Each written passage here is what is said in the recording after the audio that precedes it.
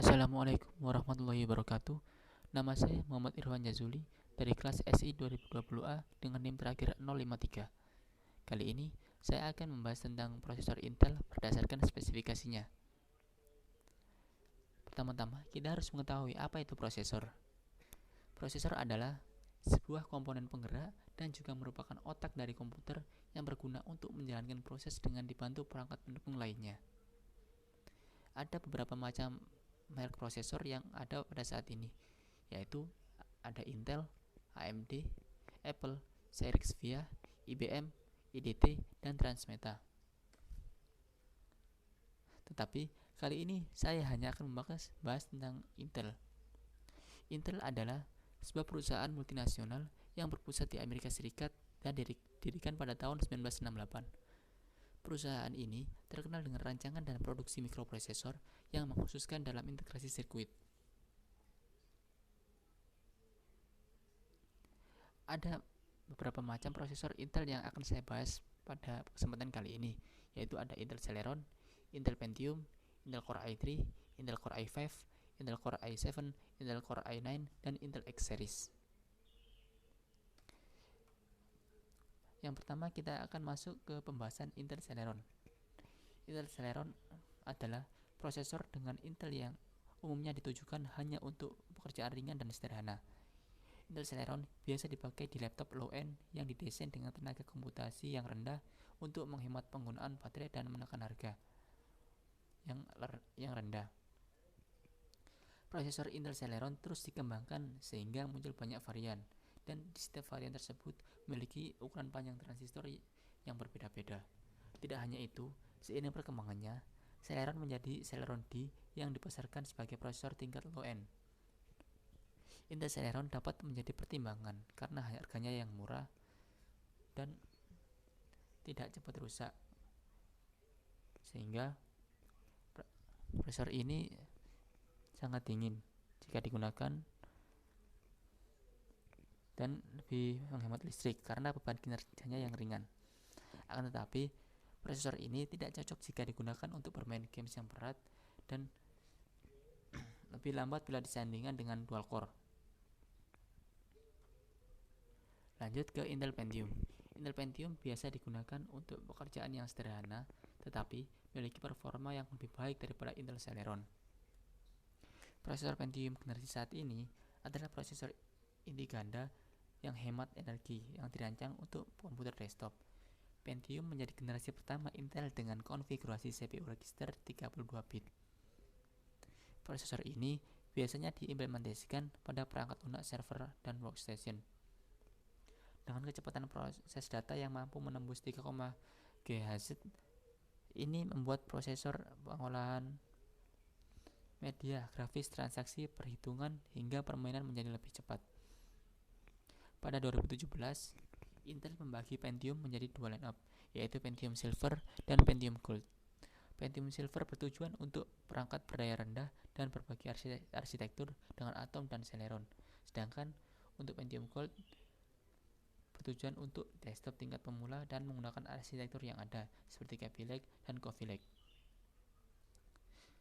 Selanjutnya ada Intel Core i3, tetapi sebelum itu saya akan menjelaskan satu teknologi yang ada pada prosesor Intel, yaitu teknologi Turbo Boost. Turbo Boost merupakan solusi hemat energi untuk ketidakseimbangan clock prosesor.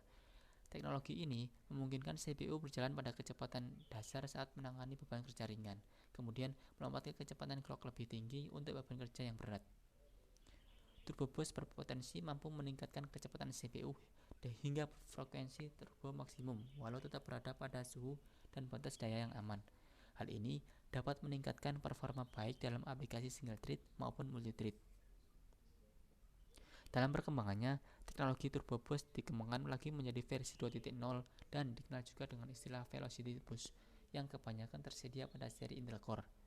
Kemudian mengalami penyempurnaan pada versi 3.0 dengan meningkatkan kecepatan core tercepat CPU secara individual, sekaligus mengarahkan beban kerja penting ke core yang ditingkatkan. Ini dapat meningkatkan performa single core hingga 15%. Sementara itu yang biasa saya jelaskan mengenai teknologi turbo boost yang ada pada prosesor Intel. Lanjut pada prosesor Intel Core i3. Prosesor ini dirilis pada tahun 2008 sebagai prosesor tingkat dasar atau entry level. Di samping itu, penggunaan prosesor ini tidak memakan daya yang besar dibanding jenis core lainnya yang hanya membutuhkan daya 35 watt. Laptop yang menggunakan prosesor ini dapat mengoperasikan perangkat lunak seperti MS Word atau MS Office dan games ringan dengan lancar. Core yang dimiliki i3 pada laptop dual core dengan hybrid threading cukup baik untuk aktivitas yang banyak. Prosesor i3 ini memiliki dua jenis arsitektur, yaitu 32 bit dan 64 bit. Kemudian berlanjut pada Intel Core i5. Intel Core i5 adalah prosesor dengan tingkat kinerja menengah dan memiliki dua arsitektur, yaitu 32 bit dan 64 bit. Prosesor ini juga memiliki fitur baru, yaitu dengan menanamkan fungsi Not Break atau dikenal dengan KIA pada motherboard. Terdapat dua seri dalam Core i5, yaitu dual core dan quad core.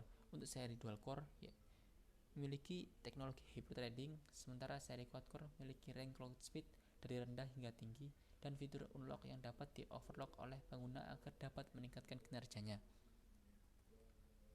Core i5 ini sangat pas jika digunakan bekerja secara multitasking karena prosesor ini tetap akan berjalan cepat meski melakukan berbagai aktivitas secara bersamaan. Prosesor ini dapat diandalkan dan performanya yang baik saat menjalankan perangkat lunak dan bermain game menengah. Berlanjut pada Intel Core i7. Dirilis pada tahun 2008, Intel Core i7 merupakan prosesor yang menggunakan Nehalem microarsitektur yang memiliki keahlian yang lebih baik dari seri core yang sebelumnya. Prosesor ini dikembangkan menggunakan transistor bermaterial hafnium dioxide dan bermetal gate dan dengan fabrikasi 45 nm. Dengan teknologi yang lebih maju tersebut, kinerjanya menjadi luar biasa dan membantu para penggunanya mengoperasikan beragam aktivitas dalam waktu bersamaan seperti keperluan animasi video editing hingga 3D rendering, sehingga laptop dengan prosesor Intel Core i7 akan memiliki harga yang lebih mahal untuk setiap satu unitnya. Kemudian lanjut ke Intel Core i9. Pada 2017, Intel Core i9 secara resmi diperkenalkan. Prosesor ini memiliki teknologi turbo boost yang ditanam di setiap chipnya. Intel Core i9 menyuguhkan Intel Optane memori H10 dengan ruang penyimpanan solid state sehingga memberikan kapasitas memori yang besar, yang mencapai 1 terabit. Dan yang terakhir ada Intel X Series. Bersamaan dengan perilisan Intel Core i9, Intel X Series juga hadir sebagai produk baru yang ditujukan untuk PC high-end. Intel X Series menghadirkan fitur Turbo Boost 3.0 yang mendukung 2 core sekaligus. Pada teknologi baru ini, prosesor ini mengidentifikasi core paling kencang dan akan menggunakannya untuk melakukan tugas yang paling berat atau penting. Selanjutnya, saya akan menunjukkan data kisaran harga dalam bentuk rupiah dari beberapa macam prosesor Intel yang sudah saya jelaskan di atas. Yang pertama ada Intel Celeron. Harga terendahnya berkisar antara Rp600.000 dan harga tertinggi berkisar Rp1,5 juta. Kemudian Intel Pentium, harga terendahnya sekitar Rp900.000 dan harga tertingginya mencapai Rp2,3 juta. Kemudian ada Intel Core i3. Harga terendahnya mencapai Rp1,9 juta dan harga tertingginya mencapai Rp4,1 juta. Kemudian ada Core i5. Harga terendahnya mencapai Rp2,7 juta dan harga tertinggi sekitar Rp4,5 juta. Kemudian ada Core i7 dengan harga terendah Rp4,3 juta dan harga tertinggi Rp6,1 juta. Kemudian ada Intel Core i9 dengan harga terendah Rp6,2 juta dan harga tertinggi 8 juta rupiah. Dan yang terakhir ada Intel X Series dengan harga terendah 8,5 juta rupiah dan harga tertinggi sekitar 10 juta rupiah. Setelah mengetahui kisaran harga dari prosesor di atas, maka kita bisa mengelompokkan segmentasi pasar seperti apa untuk masing-masing prosesor. Segmentasi pasar terbagi menjadi 3, yaitu ringan, sedang, dan berat. Untuk ringan, biasanya prosesor yang berada pada kategori ini cocok digunakan untuk pekerjaan yang ringan, serta memiliki harga yang terjangkau. Contoh dari segmentasi pasar ringan ini adalah Intel Celeron dan Intel Pentium. Kemudian ada kategori sedang. Biasanya sering digunakan untuk menonton, olah kata, browsing, edit video atau foto, dan permainan dalam kategori sedang. Contohnya adalah Intel Core i3 dan Intel Core i5. Kemudian yang terakhir ada kategori berat, diperuntukkan untuk konsumen dengan budget tinggi yang menginginkan performa maksimal. Contohnya adalah Intel Core i9 dan Intel X Series. Untuk prosesor i7 berada di antara sedang dan berat karena spesifikasinya bisa masuk pada kategori sedang maupun berat.